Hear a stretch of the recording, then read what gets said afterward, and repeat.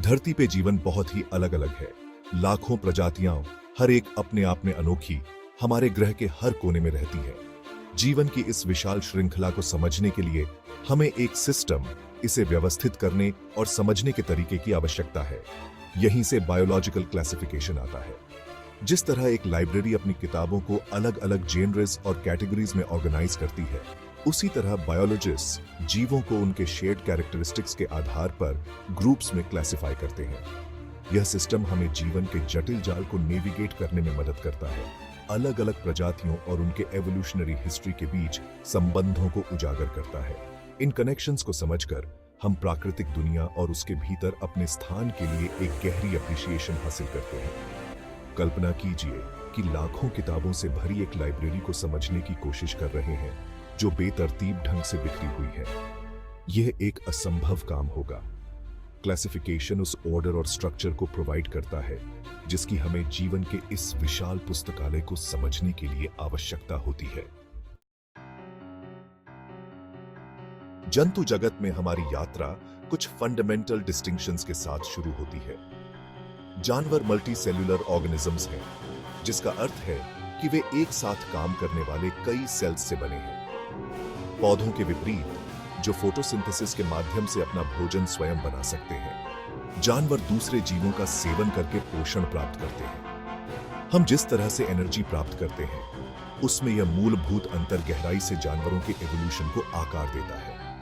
हमने अपने सराउंडिंग्स को सेंस करने, भोजन पर कब्जा करने और इसे अपने शरीर को ईंधन देने के लिए प्रोसेस करने के लिए कॉम्प्लेक्स सिस्टम्स डेवलप किए हैं। सबसे छोटे कीड़ों से लेकर सबसे बड़ी व्हेल तक सभी जानवर सस्टेनेंस की इस मूलभूत आवश्यकता को साझा करते हैं, जो हमें अपने एनवायरनमेंट और एक दूसरे के साथ उल्लेखनीय तरीकों से इंटरैक्ट करने के लिए प्रेरित करते हैं। जंतु जगत अपने आप में अविश्वसनीय रूप से विविध है, जिसमें फॉर्म्स और फंक्शंस की एक ब्रेथ टेकिंग एरे शामिल है।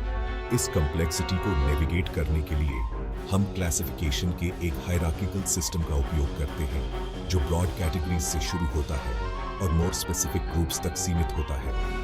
इस सिस्टम में पहली मेजर ब्रांचेस में से एक जानवरों को उनके शरीर के सिमेट्री के आधार पर अलग करता है, रेडियल या बिलैटरल। स्पंज, जो फाइलम पोरिफेरा से संबंधित हैं, जानवरों के एक आकर्षक समूह का प्रतिनिधित्व करते हैं, जिनका शरीर एक सिंपल बॉडी प्लान और एंशंट ओरिजिन्स वाला होता है। इन जलीय जीवों में ट्रू टिश्यूज और ऑर्गन्स की कमी होती है। इसके बजाय वे पानी को प्रसारित करने और पोषक तत्वों को निकालने के लिए पोर्स और चैनल्स की एक प्रणाली पर निर्भर करते हैं। उनके शरीर स्पिकल्स नामक छोटे कांटेदार ढांचे से बने कंकाल द्वारा समर्थित होते हैं। अपनी सिंप्लिसिटी के बावजूद स्पंज अपने इकोसिस्टम्स में महत्वपूर्ण भूमिका निभाते हैं। वे फिल्टर फीडर्स हैं, जो पानी से बैक्टीरिया और अन्य कणों को हटाते हैं। इस प्रकार पानी की क्वालिटी को बनाए रखने में मदद करते हैं। कुछ प्रजातियां फोटोसिंथेटिक एल्गे के साथ सिम्बियोटिक रिलेशनशिप्स बनाती हैं, जो उन्हें पोषक तत्वों के बदले आश्रय प्रदान करती है। माना जाता है कि स्पंज का एवोल्यूशनरी हिस्ट्री 600 मिलियन वर्षों से भी पहले का है, जो उन्हें पृथ्वी पर सबसे पुराने जानवर समूहों में से एक बनाता है। उनका सिंपल बॉडी प्लान जानवरों के एवोल्यूशन के शुरुआती चरणों की एक झलक प्रदान करता है, कॉम्प्लेक्स टिश्यूज और ऑर्गन्स के विकास से पहले। निडारियंस, एक ऐसा समूह जिसमें जेली फिश, मूंगे और समुद्री एनीमोन शामिल हैं, रेडियल सिमेट्री प्रदर्शित करते हैं। उनके शरीर एक केंद्रीय अक्ष के चारों ओर व्यवस्थित होते हैं, ठीक पहिए के स्पोक्स की तरह। यह बॉडी प्लान उन्हें सभी दिशाओं से अपने एनवायरनमेंट के साथ इंटरैक्ट करने की अनुमति देता है। निडारियंस को सिएनाइडोसाइट्स नामक चुभने वाली कोशिकाओं की उपस्थिति की विशेषता भी होती है, जिसका उपयोग वे बचाव और शिकार को पकड़ने के लिए करते हैं। जेलीफिश अपनी धड़कती घंटियों और पीछे के जालों के साथ शायद सबसे प्रतिष्ठित निडारियंस हैं। वे पानी के माध्यम से बहते हैं। अपने चुभने वाले जालों का उपयोग छोटी मछलियों और अन्य शिकार को पंगु बनाने के लिए करते हैं। दूसरी ओर मूंगे सेसिल जानवर हैं, जो कॉलोनीज बनाते हैं। शानदार प्रवाल भित्तियों का निर्माण करते हैं, जो समुद्री जीवन की एक चमकदार सरणी का समर्थन करते हैं। समुद्री एनीमोन समुद्र तल पर लंगर डाले रंगीन फूलों से मिलते जुलते हैं। गुजरने वाले शिकार को पकड़ने के लिए अपने चुभने वाले जालों का उपयोग करते हैं। कुछ प्रजातियां क्लाउनफिश के साथ सिम्बियोटिक रिलेशनशिप्स बनाती हैं, जो उन्हें सफाई और भोजन के स्क्रैप के बदले में शिकारियों से सुरक्षा प्रदान करती है। जैसे जैसे हम एवोल्यूशनरी ट्री पर आगे बढ़ते हैं, हमें बॉडी प्लान में एक फंडामेंटल शिफ्ट का सामना करना पड़ता है, बिलैटरल सिमेट्री का उदय। रेडियल सिमेट्री के विपरीत, जहां एक जीव को मल्टीपल मिरर इमेजेस में विभाजित किया जा सकता है, बिलैटरल सिमेट्री का अर्थ है कि एक जीव को एक ही तल के साथ दो इक्वल हाफ्स में विभाजित किया जा सकता है। इस विकास के जानवरों के एवोल्यूशन के लिए गंभीर निहितार्थ थे। बिलैटरल सिमेट्री ने एक अधिक विशिष्ट बॉडी प्लान के विकास की अनुमति दी, जिसमें एक अलग हेड और टेल रीजन था। यह सेफलाइजेशन, जैसा कि झांत है, सेंसरी ऑर्गन्स और नर्वस टिश्यू को हेड एंड पर केंद्रित करता है, जिससे अधिक जटिल व्यवहारों का विकास होता है। बिलैटरल सिमेट्री वाले जानवर भी अधिक कुशलता से चलने में सक्षम थे, जिससे वे सक्रिय रूप से शिकार का पीछा कर सकते थे और नए वातावरण का पता लगा सकते थे। इस बढ़ी हुई मोबिलिटी ने नए पारिस्थितिक अवसर खोले और जानवरों के जीवन के विविधीकरण को बढ़ावा दिया। एनेलिड्स एक ऐसा समूह जिसमें केंचुए, जोंक और समुद्री कीड़े शामिल हैं, बिलैटरल सिमेट्री और एक अन्य महत्वपूर्ण एवोल्यूशनरी इनोवेशन सेगमेंटेशन के लाभों का उदाहरण देते हैं। उनके शरीर रिपीटिंग सेगमेंट्स से बने होते हैं, प्रत्येक के अपने मसल्स, नर्व्स और ऑर्गन्स का समूह होता है। यह सेगमेंटेड बॉडी प्लान उल्लेखनीय फ्लेक्सिबिलिटी और मूवमेंट की अनुमति देता है। उदाहरण के लिए, केंचुए मिट्टी में आसानी से दब सकते हैं, उनके खंडित मांसपेशियां सिकुड़ती हैं और उन्हें आगे बढ़ाने के लिए तरंगों में आराम करती हैं। जोंक, जो अपनी रक्त चूसने की आदतों के लिए जाने जाते हैं, अपने सेगमेंटेड बॉडीज का उपयोग अपने मेजबान से जुड़ने और आश्चर्यजनक चपलता के साथ चलने के लिए करते हैं। समुद्री कीड़े फॉर्म्स और लाइफस्टाइल्स की एक आश्चर्यजनक विविधता प्रदर्शित करते हैं। कुछ सक्रिय शिकारी होते हैं जो शिकार की तलाश में पानी में तैरते हैं, जबकि अन्य फिल्टर फीडर्स होते हैं जो भोजन के कणों को पकड़ने के लिए पंख वाले उपांगों का विस्तार करते हैं। जंतु जगत में एक और मेजर ब्रांच ने एक्सोस्केलेटन्स के विकास का नेतृत्व किया। एक्सटर्नल स्केलेटन्स जो समर्थन और सुरक्षा प्रदान करते हैं। आर्थ्रोपोड्स, पृथ्वी पर सबसे विविध जानवर फाइलम, इस सफल एवोल्यूशनरी स्ट्रैटेजी का मुख्य उदाहरण है। कीड़े, मकड़ियां, क्रस्टेशियंस और उनके रिश्तेदार सभी के पास चिटिन से बना एक कठोर, सुरक्षात्मक एक्सोस्केलेटन होता है।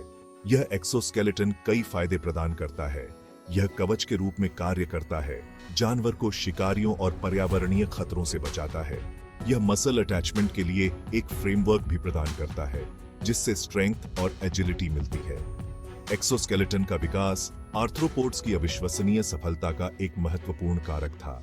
उन्होंने पृथ्वी पर लगभग हर आवास को उपनिवेशित किया है, सबसे गहरी समुद्री खाइयों से लेकर सबसे ऊंची पर्वत चोटियों तक। उनका छोटा आकार, अनुकूलन क्षमता और प्रजनन क्षमता ने उन्हें हमारे ग्रह पर जानवरों के सबसे प्रमुख समूहों में से एक बना दिया है। जानवरों के साम्राज्य की हमारी अपनी शाखा कोर्डेट्स एक नोटोकॉर्ड की उपस्थिति की विशेषता है, एक लचीली छड़ जो शरीर के पीछे चलती है। अधिकांश कोर्डेट्स में नोटोकॉर्ड केवल भ्रूण के विकास के दौरान मौजूद होता है। अंततः वर्टेब्रेट्स में एक रीढ़ की हड्डी द्वारा प्रतिस्थापित किया जाता है। कोर्डेट्स में एक डॉर्सल हॉलो नर्व कॉर्ड भी होता है, जो वर्टेब्रेट्स में ब्रेन और स्पाइनल कॉर्ड के रूप में विकसित होता है। अन्य परिभाषित विशेषताओं में फारिंजियल स्लिट्स शामिल हैं, जो सभी कोर्डेट भ्रूणों में मौजूद होते हैं और जलीय प्रजातियों में गलफड़ों के रूप में कार्य करते हैं। कोर्डेट्स के भीतर हम जीवन की एक अविश्वसनीय विविधता पाते हैं, फिल्टर फीडिंग ट्यूनिकेट्स से लेकर हाईली इंटेलिजेंट प्राइमेट्स तक। यह समूह उस रिमार्केबल इवोल्यूशनरी जर्नी को प्रदर्शित करता है, जिसके कारण कॉम्प्लेक्स नर्वस सिस्टम्स, परिष्कृत सेंसरी ऑर्गन्स और हरकत और भोजन के लिए अनुकूलन की एक विस्तृत श्रृंखला का विकास हुआ है। बायोलॉजिकल क्लासिफिकेशन जीवन को व्यवस्थित करने की एक प्रणाली से कहीं अधिक है। यह हमारे ग्रह के एवोल्यूशनरी हिस्ट्री में एक खिड़की है, जो जीवों के विभिन्न समूहों के बीच संबंधों और लाखों वर्षों में वे कैसे बदल गए हैं, इसका खुलासा करता है। इन संबंधों का अध्ययन करके हम प्रमुख नवाचारों की उत्पत्ति का पता लगा सकते हैं। जैसे कि उड़ान का विकास, पानी से जमीन में परिवर्तन और बुद्धि का विकास। क्लासिफिकेशन हमें अपने ग्रह की इकोलॉजिकल डायनामिक्स को समझने में भी मदद करता है। शेयर्ड कैरेक्टरिस्टिक्स के आधार पर जीवों को समूहीकृत करके हम उनके वितरण, बहुतायत और अन्य प्रजातियों के साथ बातचीत में पैटर्न की पहचान कर सकते हैं। यह ज्ञान संरक्षण प्रयासों के लिए आवश्यक है, क्योंकि यह हमें कमजोर प्रजातियों और पारिस्थितिक तंत्र की पहचान करने और उनकी रक्षा करने की अनुमति देता है। अभूतपूर्व पर्यावरणीय चुनौतियों का सामना कर रही दुनिया में जीवन की इंटरकनेक्टेडनेस को समझना पहले से कहीं अधिक महत्वपूर्ण है। बायोलॉजिकल क्लासिफिकेशन इस समझ के लिए एक फ्रेमवर्क प्रदान करता है, जो हमें याद दिलाता है कि हम जीवन के एक विशाल और जटिल जाल का हिस्सा हैं। एक ऐसा जाल जिसे हमें आने वाली पीढ़ियों के लिए प्रोटेक्ट और प्रिजर्व करने का प्रयास करना चाहिए।